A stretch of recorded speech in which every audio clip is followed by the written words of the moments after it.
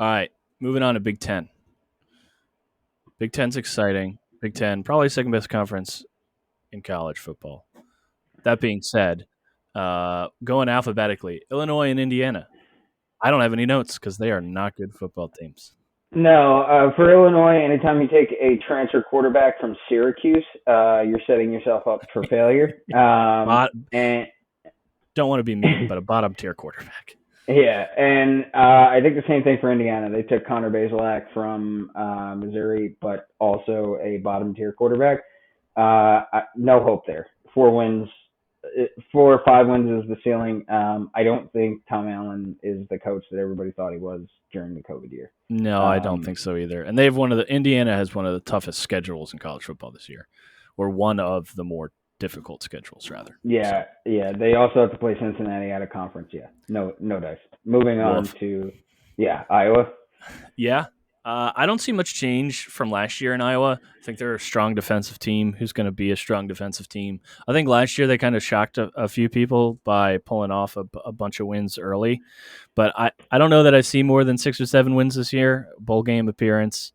But I think they're going to struggle at the tail end of the season. Their passing game's non-existent, so like I don't see them keeping up with a Michigan or Ohio State. So I kind of expect them to be absolutely average. I know it's fun to watch them wave to the kids in the hospital and shit, but I just don't see Iowa being a top tier Big Ten team.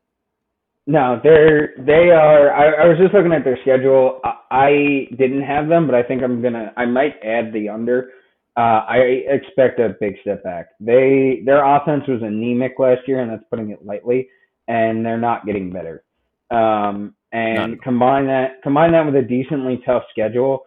I counted 7 possible wins, and that's with some. There's some toss ups in there. They get Wisconsin at home, but they go to Ohio State, they go to Purdue, they go to Minnesota.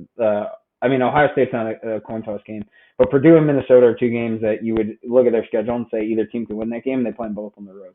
Um, I'm not hopeful. They are. I mean, they also play Iowa State, who's a team that they shouldn't be expected to just beat outright, even though that game's at home.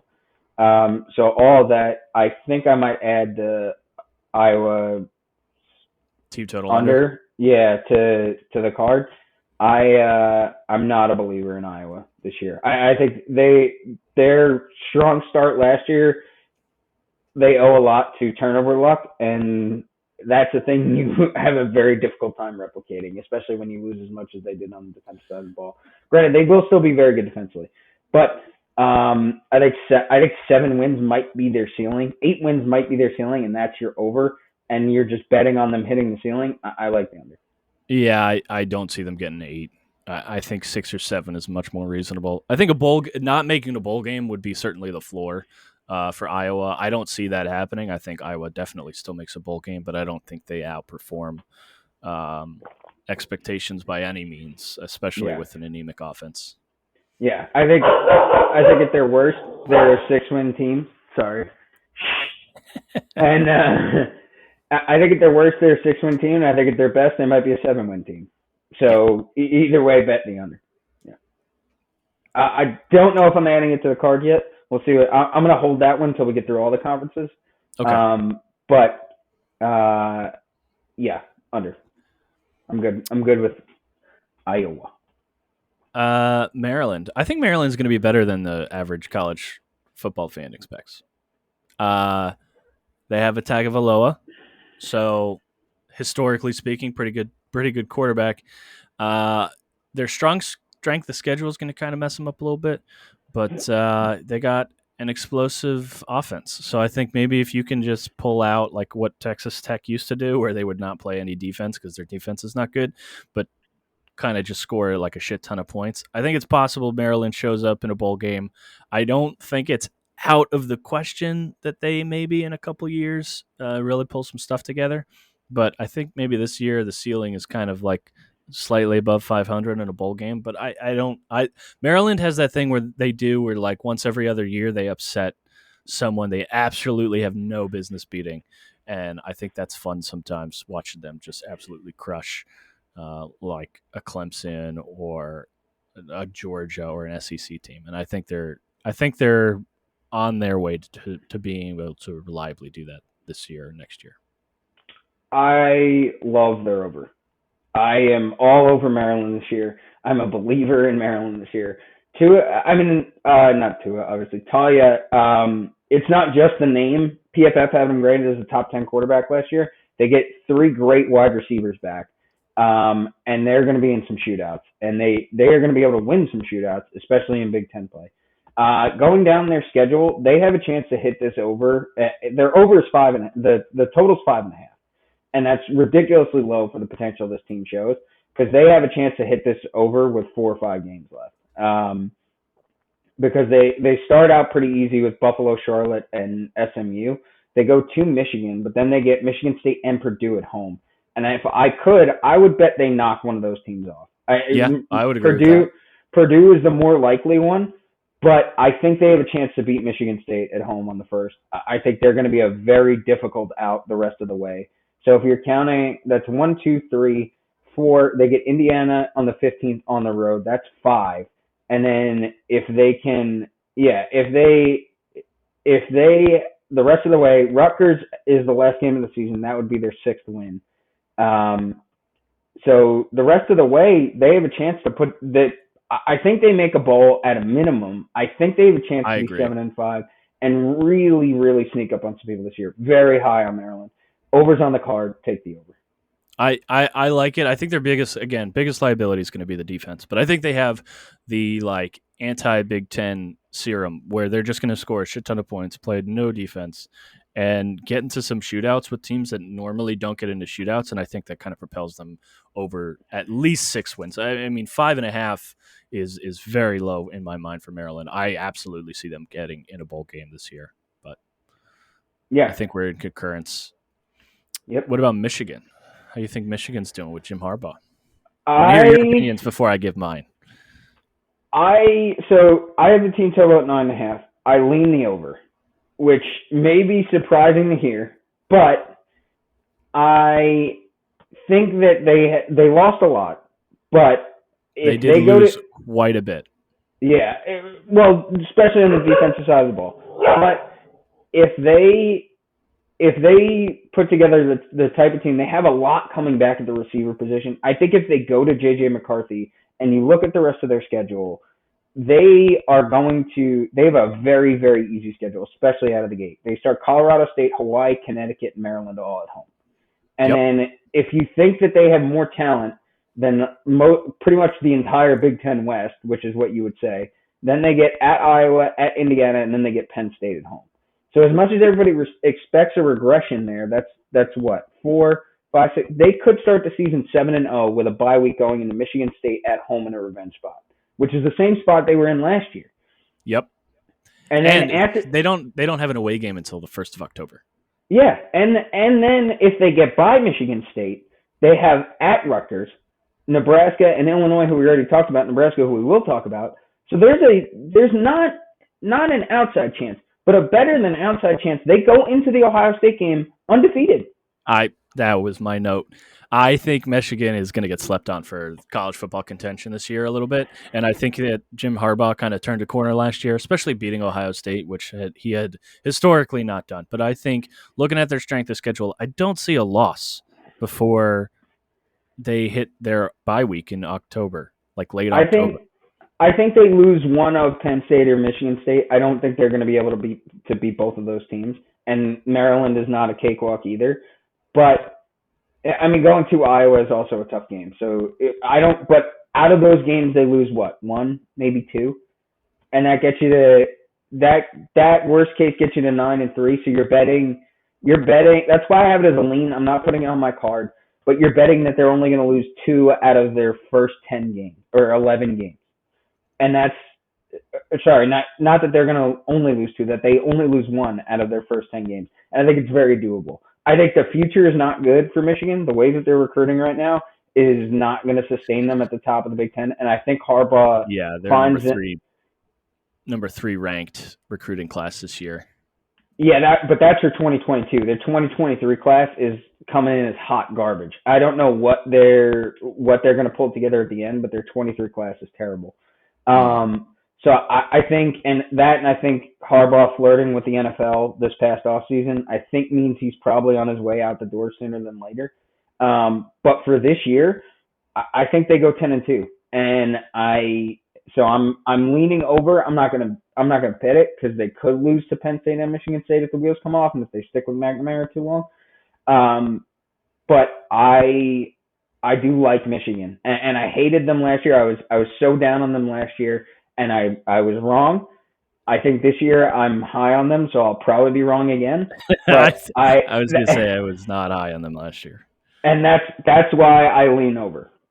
Yeah, no, I definitely think Michigan is going to be in late contention. I think really what you're talking about, especially for the Big Ten, I mean, it really does all come down to that Ohio State game at the end of the season. Not only is that the biggest game of the year for them, just because it's a rivalry game, but strictly speaking, that is probably the Big Ten's like most important game of the year, in my mind.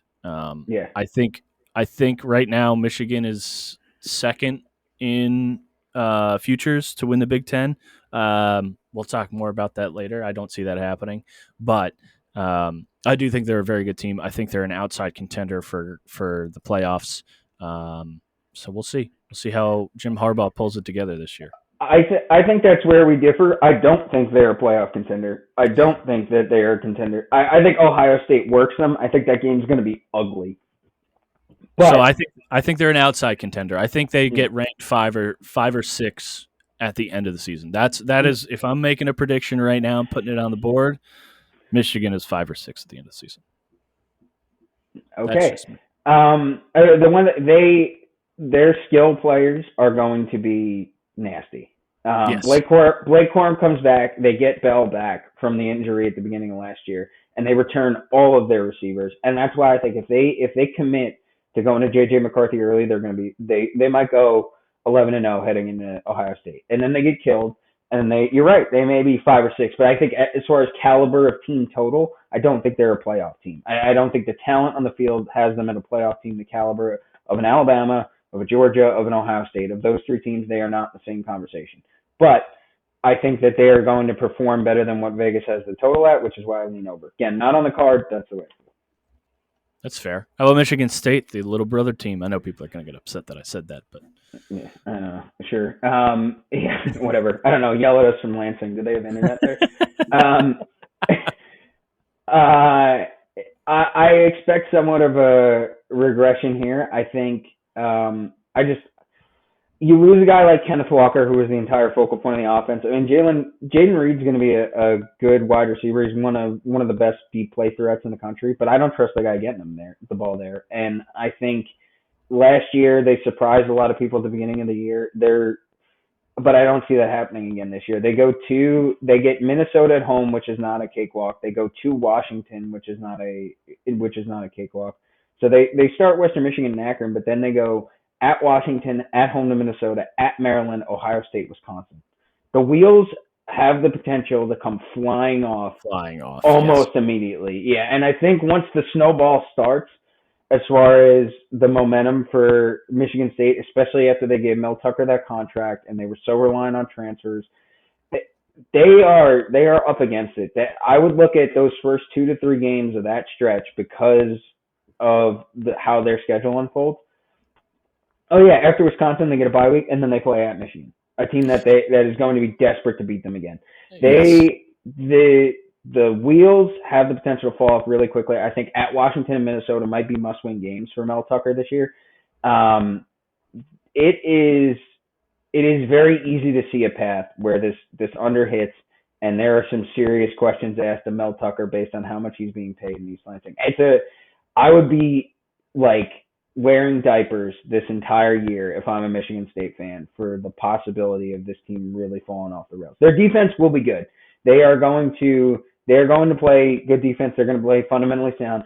They're not sneaking up on anybody this year. They have a lot of teams in their schedule that are going to want to give it back to them the same way they got it last year. It's a scary season if you're a Michigan State fan. I don't necessarily disagree. I think the massive overperformance from last year really set the bar high, and I just don't think it's there. Yeah. I And mean, what is their especially against Big Ten teams that are very very good this year. yeah, what is their total? Let's see. I'm pulling it up right now. Um,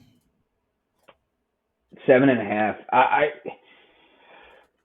I lean under the same way that I lean over because they could figure it out and they could beat teams like they could go 3-0 through the first stretch of those 5 games. They could win at Washington, at home against Minnesota, and at Maryland, which might get them to the number because then you have, let's say, Ohio State, Wisconsin, at Michigan, and at Penn State are all losses. You yep. still expect them to go 8-4.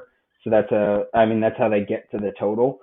But so I lean under because if they lose one of those 3 games at Washington, at home against Minnesota, and at Maryland, they're not hitting the number. Correct. Moving on, Minnesota. What are your thoughts on Minnesota, Michael? I really like Minnesota. I really love what they're bringing back. PJ Fleck and his merry band of super seniors are coming into this year with a lot of expectations. I think they are the second best team in the West. I I agree. I like them to be in the hunt right till the end. I think the West comes down to the last game of the year, at Thanksgiving weekend at Wisconsin for the Big Ten West.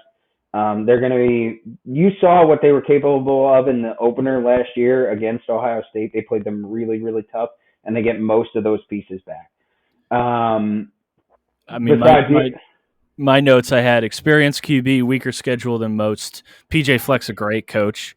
I mean, I just see them as a Big Ten contender. I mean, I agree. It comes down to probably that last game of the season against Wisco. I'm pretty big on Wisco too. I think they're the 2 best teams in that division.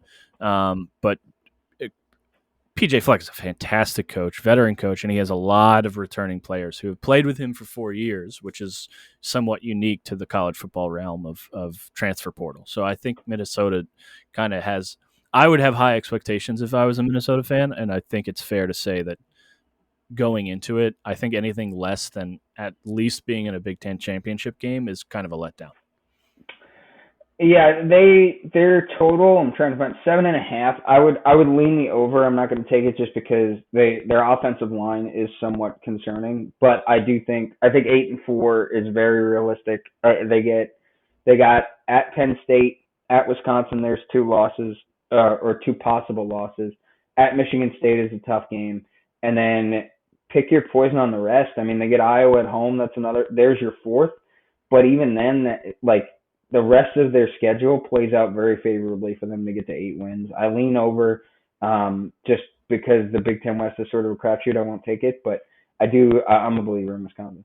Or sorry, Minnesota. I agree. On to Nebraska. How do you think Coach Scott Frost is going to do this year? I have some things to say about Nebraska. I Um, do too. I think we're going to say the same thing, which is great, but I want to hear your thoughts before I put mine out there. their total, Alex, is 7.5. Would you please point to the 7 games, or please point to the 7 games they're going to win this year? I'll do you Where? one better. I can't point to you 5 men on the offensive line who are going to protect a quarterback. So, Yes. yeah, 100% agree. Nebraska is going to be a team that doesn't perform well. They have not gotten what they need to get as far as offensive line transfers.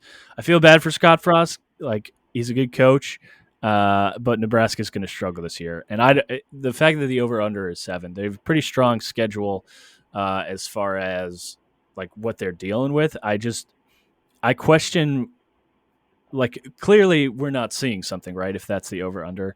But aside from starting out at Northwestern and then at home in North Dakota, like, they're playing Oklahoma, Rutgers, Purdue, Minnesota, Michigan, Wisconsin, Iowa. That's the last 4 game.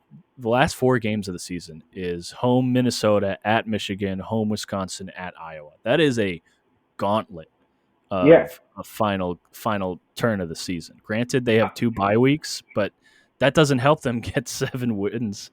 I just don't see it. Yeah. I went down their schedule again just now. I counted 6 wins. How do you get to 8? That's the biggest question is how do you, if you're looking at Nebraska and saying I legitimately expect them to be around the number, how do you get to 8? How of these teams, who are they beating? Oh, they get Oklahoma at home. They go to Purdue, like you said, at home against Minnesota, at Michigan, home against Wisconsin, at Iowa. What of those teams, who are they beating with no offensive line and a quarterback who in Casey Thompson, who has been one of the worst in the Power Five against pressure? How are they winning that many games? I don't get it. How are they winning that many games? Hammer the under. It's on the card. They win 6 games max. And if they lose to Oklahoma and they roll out a sleeper against an Indiana or Rutgers, Scott Frost is fired, and then the number's guaranteed. Hammer the under here.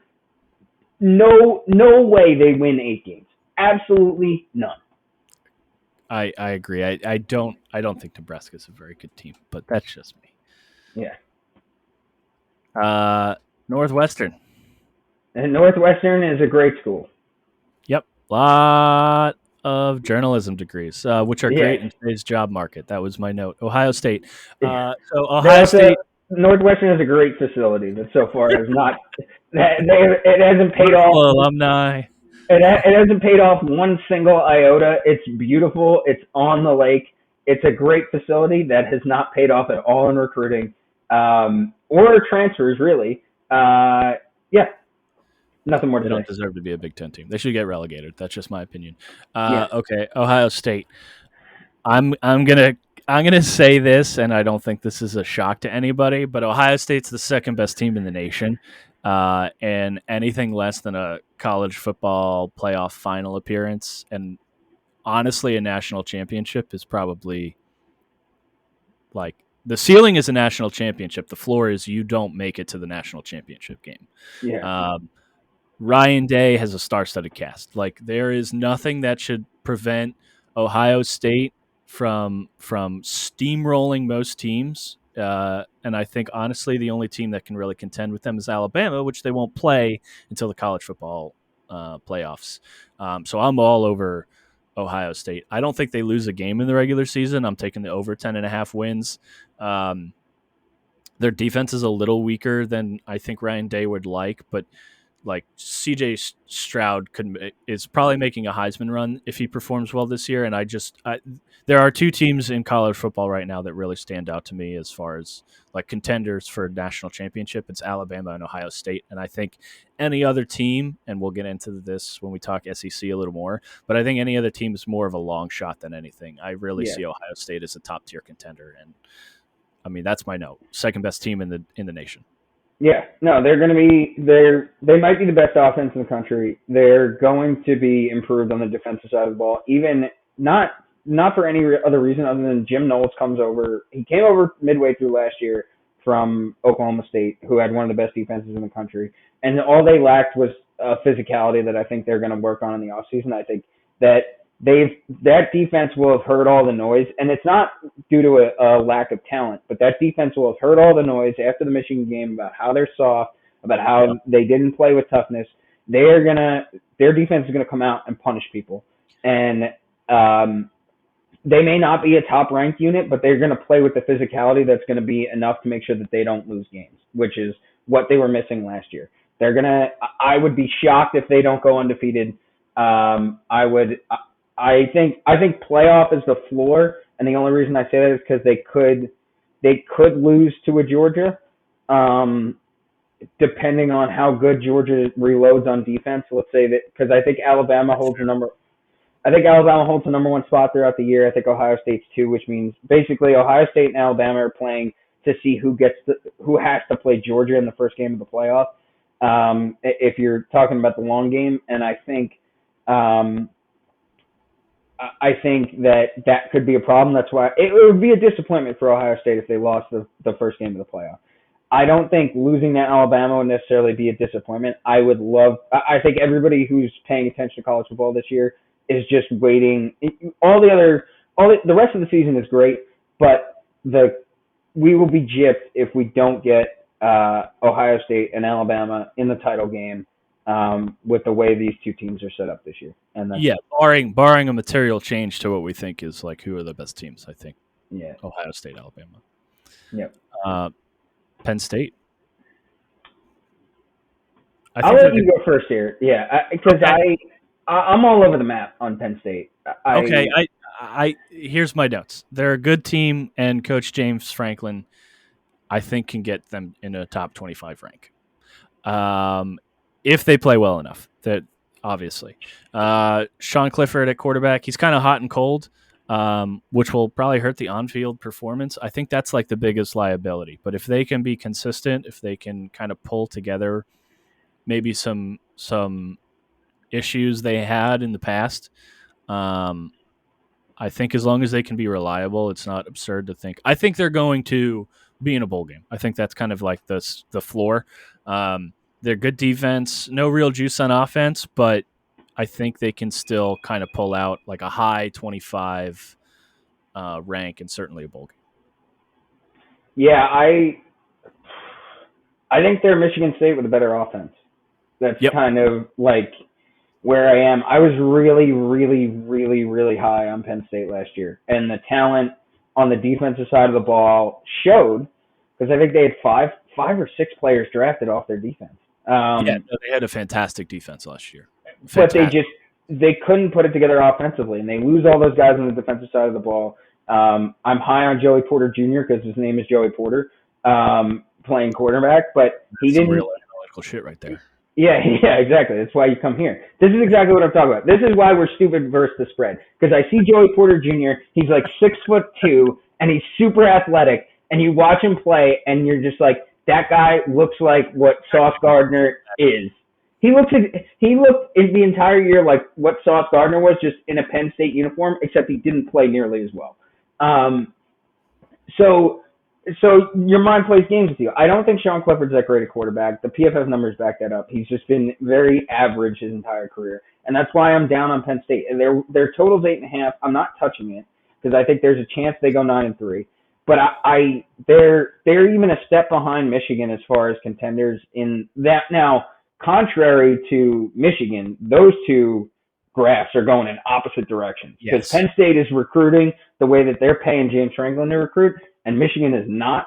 But um, but I think for this year, I think the floor might be 7-5. I think the ceiling's 9-3. I think they're the third best team in the Big Ten East. That's exactly what they are. Like square, like round peg, round hole. Third best Yep. team in the Big Ten East. Anywhere between 7 and 9 wins, which 7 may not be good enough to keep them there. I think they beat Michigan State at the end of the year. I think they go maybe 9-3, but 8-4 wouldn't be surprising if they lose another game to a team like Minnesota, or if they lose at Auburn. That I think that's how you get to 9-3, 8-4. Somewhere in there, they'll finish third best in the Big Ten East. Nothing more to say. Yeah. Concur there. Purdue. What are your thoughts on Purdue?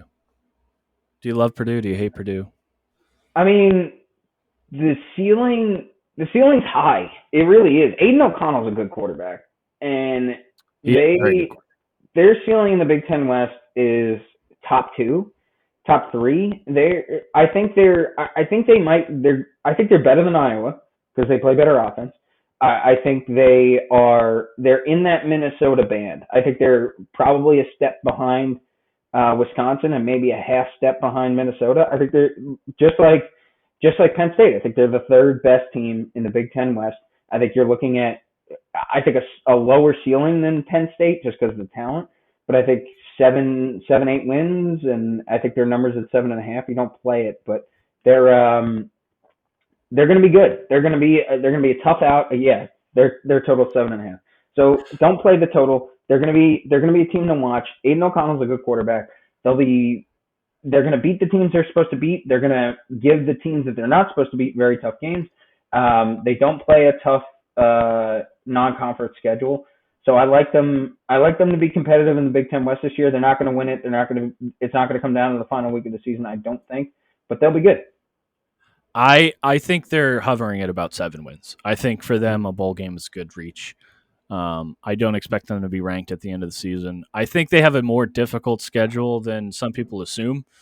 Even though they're out of conference is not too difficult, I think their in conference is pretty tough, and they don't have a bye week until the end of October. So if you have injuries earlier in the season, your guys aren't getting any rest. I think Purdue will struggle, not because they're not good. I think, in fact, Aiden O'Connell's a damn good play caller, and I think Jeff Brome, I probably butchered Brom. Coach Brom is a I pretty good butchered coach as I well. But butchered Uyangalele, and I mean, that's you butchered Brom.